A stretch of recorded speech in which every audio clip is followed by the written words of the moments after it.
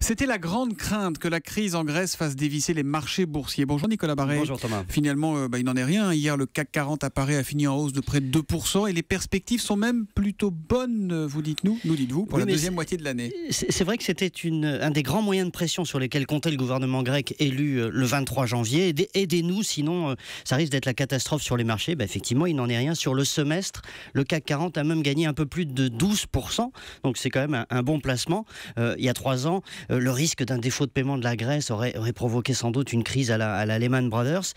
Et là, donc, effectivement, le défaut de paiement a eu lieu et rien ne s'est produit de tel sur les marchés. Mais alors, comment ça s'explique, Nicolas ? Alors, il y a plusieurs raisons. La première, c'est que la Banque Centrale Européenne a fait vraiment baisser les taux d'intérêt proches de zéro. Du coup, tout ce qui est obligation d'État, tout ça, ça ne rapporte pratiquement plus rien. Et les gens qui ont de l'argent se sont mécaniquement reportés vers les actions. Et ça va durer. Et puis, l'autre raison un peu plus solide, c'est que la croissance revient un peu partout dans le monde, et donc avec elle les perspectives d'amélioration des résultats des entreprises, donc leur performance boursière. Bon, alors c'est bien de regarder dans le rétroviseur, mais ce qui nous intéresse maintenant, c'est la suite. Quelles sont les prévisions ? Alors, imaginez la bourse comme un terrain de foot. Vous avez l'équipe hausse et l'équipe baisse.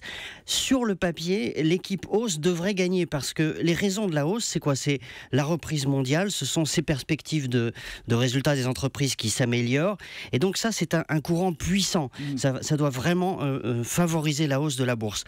Dans l'autre sens, vous avez l'équipe baisse. Alors, qu'est-ce qui peut faire baisser les marchés ? C'est cette remontée des taux d'intérêt qu'on voit un peu partout, et notamment aux États-Unis. Simplement, cette remontée des taux d'intérêt, elle va être très lente. Et c'est pour ça que, en principe, les forces qui vont dans le sens de la hausse devraient l'emporter, c'est-à-dire l'amélioration des bénéfices des entreprises, devraient l'emporter sur les forces qui militent plutôt vers la baisse. Mais attention, tout ça, c'est de la logique sur le papier. Dans la réalité, on sait très bien qu'il y a des tas d'autres facteurs qui peuvent entrer en ligne de compte.